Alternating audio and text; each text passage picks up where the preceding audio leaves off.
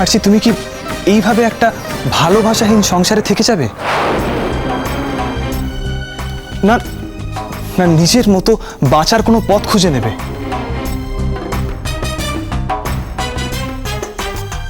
তুমি যেটা ভাবছো সেটা আমি কোনোদিনই হতে দেব না।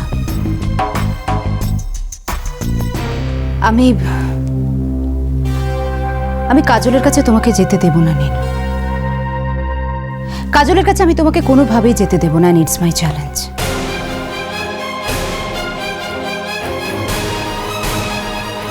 আমি ধরে নিলাম তোমার তো আইনত আমার সঙ্গে বিয়েটা হয়নি, তাই না? কাজলের সঙ্গে তোমার এই বিয়েটা টিকে আছে এবং কাজলের সঙ্গেই তোমার আইনত বিয়েটা হয়েছে। কিন্তু এই এত কিছুর পরেও আমি এই বাড়িতে আছি। তুমি আমাকে তোমার বাড়িতে রেখে দিয়েছ এবং তুমি আমার সঙ্গে স্বামী স্ত্রী সম্পর্ক করেছো।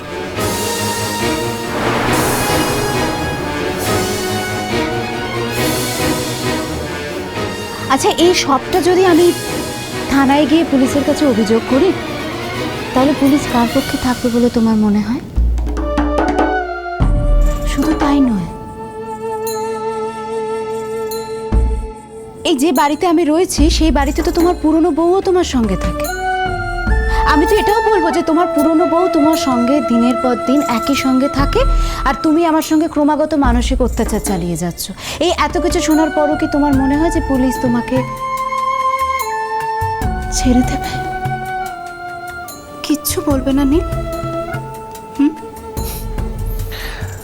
আমার যা হবে হবে। আরছি, আমি এখন আর আমার জীবন নিয়ে ভাবি না। সেই ভাবনা না অনেক আগেই ছেড়ে দিয়েছি। কিন্তু একটা কথা আমি তোমাকে বলে রাখি, যতদিন আমি বেঁচে আছি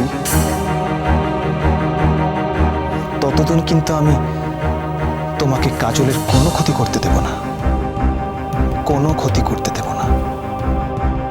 আর এইটা আমি অক্ষরে অক্ষরে মেনে চলবো।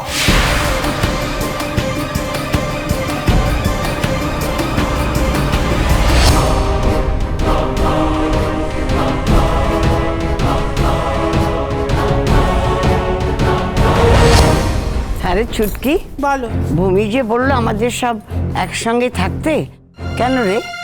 ওকে আজকে বাড়ি থেকে চলে যাবে নাকি? কি জানি গো দি, বুঝতে পারছি না। বস দেখিনি, এখন বসো। হ্যাঁ শোনো না দি, জানো তো এই লালের ঘটনার পর না মেয়েটা কেমন বদলে গেছে জানো তো। এ কথাখানে আর কেউ বিশ্বাস যাক না যাক, আমি কিন্তু বিশ্বাস যাচ্ছি। ভূমির দেওয়া ওষুধ তো দা ঠাকুরকে খাওয়ায়নি বলে তুই আমাকে কথা শোনাচ্ছিস? ছি ছি ছি, আমি ওভাবে বলছি নাকি?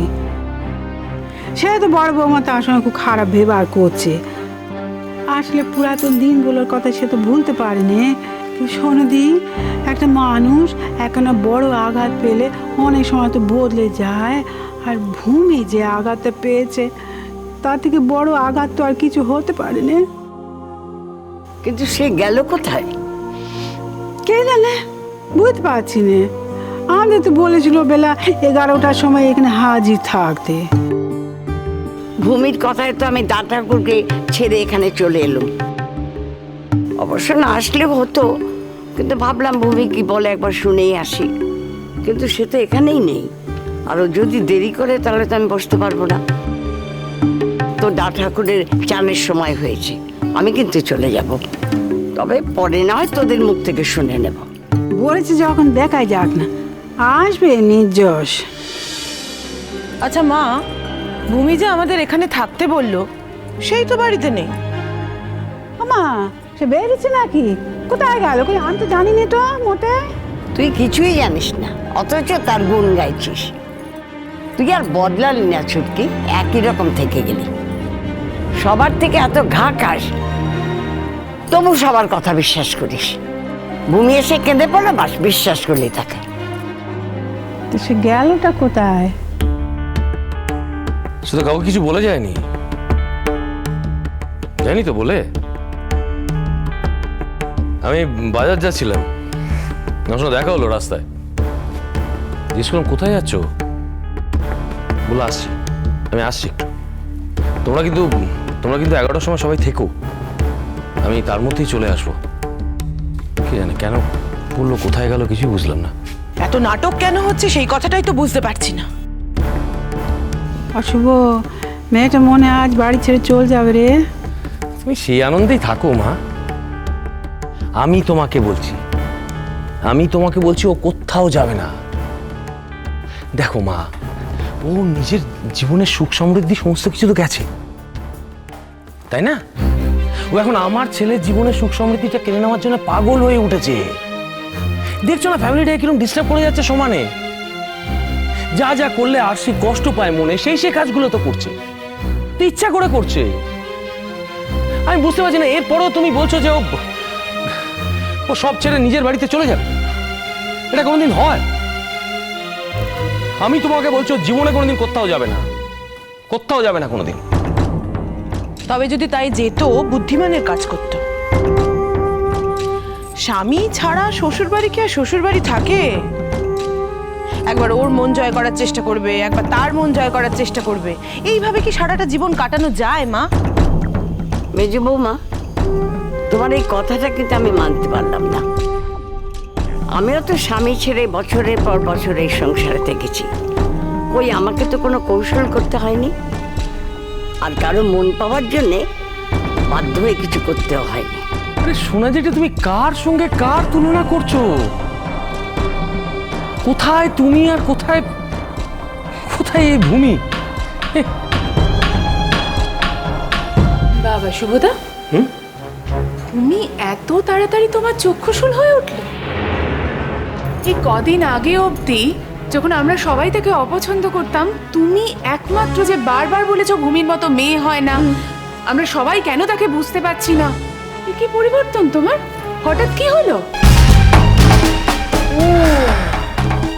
যেই তোমার স্বার্থে ঘা লেগেছে অমনি এক লহমায় তুমি এতদিন যে মেয়েটাকে সবার সামনে ভালো প্রমাণ করার চেষ্টা করতে, এখন তাকে খারাপ বানানোর আপ্রাণ চেষ্টা করে যাচ্ছ, তাই তো?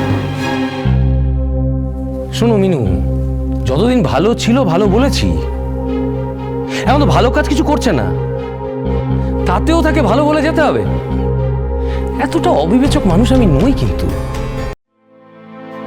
তুমি এসছো এখানে? না বাবা, আর সেই জন্যই তো আমরা এখানে দাঁড়িয়ে রয়েছি।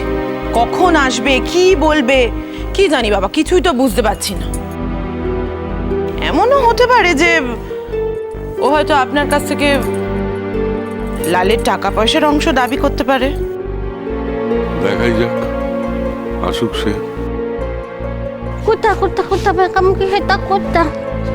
ও বাবা, কই কোথা বেকামুখি কোথা? মা কই গো, তোমাদের বেকামুখি করতে গেল? সে নাকি ভাষণ দেবে বলে সবাইকে হেতা দেখে পাচ্ছে। হ্যাঁ, আমার বাচ্চা আমাকে ঘুমটিয়ে দিল নি, ঠেলে তুলে দিল। হ্যাঁ, আমি বাবু এত ছক্কাল ঘুমপি থেকে উঠতে পারি নাকি? ও বাবা গো, কি করতে হচ্ছে? কোথা লো আমি পাকামুখি কোথা লো?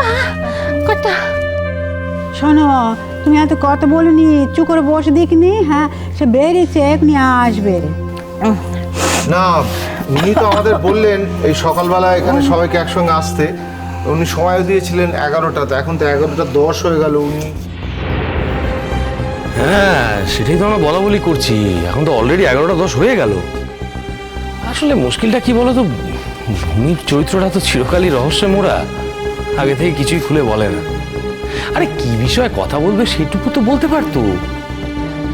বুঝেছি। হ্যাঁ, তোমার ছেলের বউ মহা চেয়ানা। হ্যাঁ, সবসময় তোমার ছেলেকে চোখে রাখে। হ্যাঁ, নজরদারি করছে। এই জন্য একখানি বেলা হয়ে গেল, এমন ধারার সময় হেতা সবাই এসে হাজির হয়েছি, তাকে আটতে দেয় না গো, ঘরের দৌড় দিয়ে আটকে রেখেছি। বুঝেছি, সবই বুঝি। হ্যাঁ।